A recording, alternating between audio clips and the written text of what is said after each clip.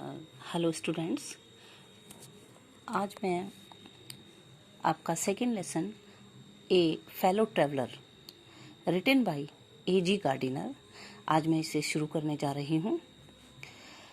AG. Gardiner एक ऐसे निबंधकार थे, ऐसे एसेइस्ट थे जो जीवन की छोटी छोटी साधारण बातों को भी एक विशेष अंदाज में लिखने का हुनर रखते थे। तो मैं शुरू कर रही हूँ लेसन। मैं इसकी टेक्स्ट के साथ आपको कम से कम 2 पैराग्राफ आज पढ़ाने जा रही हूँ। तो आइए शुरू करते हैं। आई डू नॉट नो, मैं नहीं जानता। मैं नहीं जानता मीनिंग राइटर नहीं जानता। विच ऑफ अस, हम में से कौन, गोट इनटू प्रवेश किया, द कैरियज, कैरियज होता है ट्रेन का डिब्बा, तो रेलगाड़ी के डिब्बे में फर्स्ट सबसे पहले हम में से किसने प्रवेश किया। इंडीड, वास्तव में, आई डिड नॉट नो, मैं नहीं जानता, ही वॉज, वह था, इन द कैरियज, डिब्बे में, एट ऑल, बिल्कुल भी, फॉर सम टाइम, कुछ समय के लिए। मतलब राइटर जो है वो एक पैसेंजर ट्रेन से जा रहे थे लंदन से मिडलैंड टाउन, टाउन का नाम है एक कस्बे का, तो वहां पर वो जा रहे थे। और अभी आगे बताया जाएगा कि ये ही किसके लिए यूज हुआ। उनका एक सहयात्री बताया गया है जो कि एक मॉस्किटो था, मच्छर था। तो it was the last train, यह अंतिम ट्रेन थी। From London to a midland town, London से मिडलैंड कस्बे की तरफ। अ स्टॉपिंग ट्रेन, कैसी ट्रेन से यात्रा कर रहे थे, जो पैसेंजर ट्रेन होती है वो रुकती हुई चलती है, तो ए स्टॉपिंग ट्रेन, एक रुकती हुई train. An infinitely leisurely train, infinitely अत्यधिक रूप से, लेशरली आरामदायक, धीरे धीरे चलने वाली ट्रेन थी। वन ऑफ दोज ट्रेन्स, उन ट्रेन में से थी, विच गिव यू, जो तुम्हें देती हैं, एन अंडरस्टैंडिंग, एक समझ, ऑफ एटर्निटी, अनंतता की, अनंतता जो हमेशा तक चलता रहे, कभी ना रुके। इट वॉज टोलरेबली फुल, और यह पूर्ण रूप से, पर्याप्त रूप से फुल भरी थी। व्हेन इट स्टार्टेड, जब यह चलने शुरू हुई। बट, लेकिन, एज वी स्टॉप्ड, जब हम रुके, at the sub urban station, अर्ध शहरी क्षेत्रों में हम जब रुके, स्टेशन पर, वहां के रेलगाड़ी के जो स्टेशन होते हैं वहां पर, तो the travellers alighted in ones and twos, तो जो यात्री थे वो उतरे 1 या 2 की संख्या में। एंड बाय द टाइम, और उस समय तक, we had left the outer ring of London, जब हमने बाहरी किनारा छोड़ा, आउटर बाहरी किनारा छोड़ा लंदन का, बिहाइंड, पीछे, तो आई वॉज अलोन, मैं बिल्कुल अकेला था, और रादर आई थॉट, और मैंने सोचा, आई वॉज अलोन, मैं अकेला था।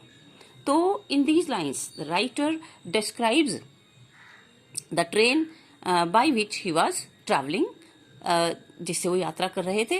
ये ट्रेन कैसी थी, बिल्कुल धीरे धीरे चलने वाली पैसेंजर ट्रेन थी। And it stopped at every railway station, her station पर ये रास्ते में रुकती हुई जाती थी। और राइटर ने सोचा कि मैं अब बिल्कुल अकेला हूं, जब सभी सहयात्री उतर चुके। तो इसमें ट्रेन का वर्णन है। Next paragraph. There is a pleasant sense of freedom, एक आनंददायक भावना होती है आजादी की। अबाउट बीइंग अलोन, अकेले होने में। इन ए कैरियज, एक रेलगाड़ी के डिब्बे में। दैट इज जोल्टिंग, जो झटके खाकर चलती रहती है। नोइजली, शोर करती हुई। थ्रू द नाइट, रात के समय। आपने भी कभी ट्रेन की यात्रा की होगी बच्चों, तो जब ट्रेन चलती है रात में तो हिलती हुई चलती है और शोर आता रहता है ट्रेन के डिब्बे में। तो राइटर कहता है कि एक आजादी की भावना महसूस होती है जब हम अकेले रेल के डिब्बे में होते हैं। इट इज लिबर्टी एंड अनरेस्ट्रेन्ड, और एक आजादी, लिबर्टी माने भी आजादी, फ्रीडम, एंड अनरेस्ट्रेन्ड, अनियंत्रण की भावना होती है। इन ए वेरी एग्रीएबल फॉर्म, बहुत ही आनंददायक, प्लीजेंट फॉर्म, आनंददायक रूप में।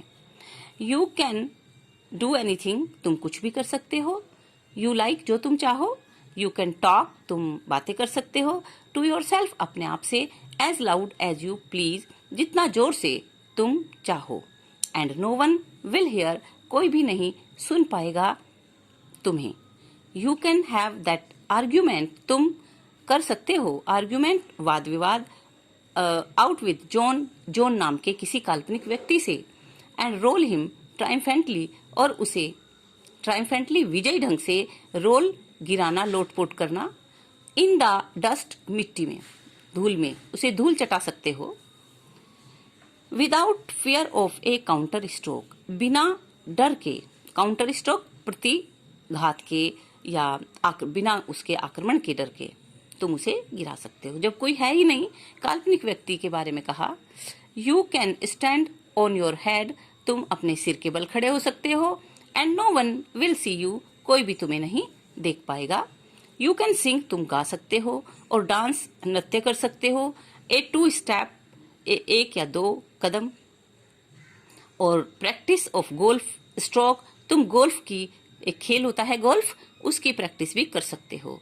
और प्ले मार्बल्स, मार्बल्स कंचे, छोटे छोटे कांच की गोलियां होती हैं, तुम कंचे भी खेल सकते हो ऑन द फ्लोर, फर्श पर। विदाउट लेट और हिंड्रेंस, बिना किसी बाधा के, रुकावट के। You can open the window, तुम खोल सकते हो खिड़की, और शट इट विदाउट प्रोवोकिंग, और इसे बंद भी कर सकते हो बिना प्रोवोकिंग ए प्रोटेस्ट, प्रोटेस्ट विरोध, प्रोवोकिंग जगाए, बिना किसी विरोध को जगाए तुम खिड़की को खोल और बंद कर सकते हो। You can open both Windows, तुम खोल सकते हो दोनों खिड़कियों को, और शट बोथ, दोनों को बंद भी कर सकते हो। इंडीड, वास्तव में, you can go on opening, तुम खोले हुए जा सकते हो दैम, उन्हें, एंड शटिंग दैम, और बंद करके भी, as a sort of festival of freedom, आजादी के त्योहार के रूप में। You can have any corner, तुम कोई भी कोना ले सकते हो, यू चूज, जो तुम चुनो, and try all of them in turn, और बारी बारी से उन पे बैठ के देख सकते हो।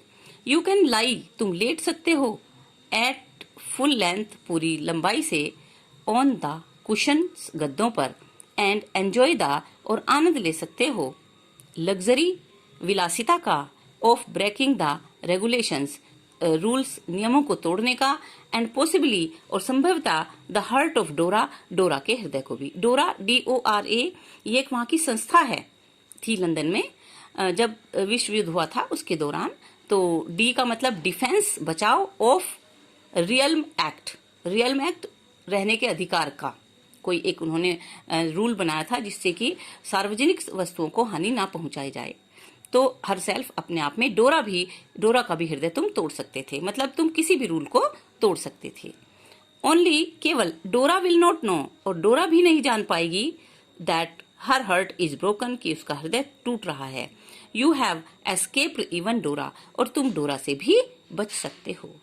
तो इस तरह से in these lines the writer describes a sense of freedom, एक आजादी की भावना की को बता रहे हैं। When we are alone in a compartment, जब हम एक डिब्बे में, एक कैरियज में अकेले होते हैं। और राइटर कहता है कि we can do anything we like, जब हम अकेले होते हैं तो हम कुछ भी कर सकते हैं। इन सब चीजों में से राइटर ने बहुत सारे जो कार्य हैं वो हमें गिनवाए हैं कि जब हम ट्रेन में अकेले होते हैं तो हम क्या क्या कर सकते हैं। इसके बाद मैं आगे के पैराग्राफ कल पढ़ाऊंगी। बहुत ध्यान से इस वीडियो को सुनना और देखना, आपकी समझ में आ जाएगा। क्योंकि आपके पास टेक्स्ट नहीं होंगी तो मैंने इसलिए आपको ये टेक्स्ट भी दे दी है। Thank you.